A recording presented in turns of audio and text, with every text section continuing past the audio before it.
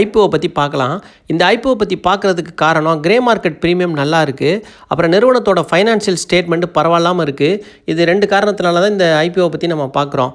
1997ஆம் ஆண்டு நிறுவப்பட்ட இந்த நிறுவனம் ராஜஸ்தான் மாநிலத்தில் உள்ள ஜெய்ப்பூரை தலைமையிடமாக கொண்டிருக்கிறாங்க. இந்திய மாநிலங்களில் 100க்கும் மேற்பட்ட நகரங்களில் பெரிய அளவிலான திட்டங்களை நிறைவேற்றிட்டு வர்றாங்க. 700க்கும் மேற்பட்ட நிபுணர்களை வச்சுருக்கிறாங்க.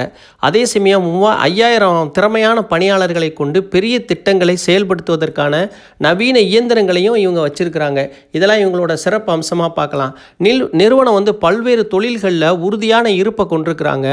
உள்கட்டமைப்பு, அப்புறம் கட்டுமானத்தில் நிபுணத்துவம், சிமெண்ட் ஆலைகள், பால் பண்ணைகள், மருத்துவமனைகள், எஃகு மின் வசதிகள், மருந்துகள் போன்றவற்றை உள்ளடக்கி இருக்கிறாங்க. நிறுவனம் நிறுவப்பட்டதிலிருந்து பல்வேறு இந்திய மாநிலங்களில் 19க்கும் மேற்பட்ட திட்டங்களை நிறைவு செஞ்சுருக்கிறாங்க. தற்போது இப்போ 8 மாநிலங்களில் 14 திட்டங்களில் பணியாற்றி வர்றாங்க. எதிர்கால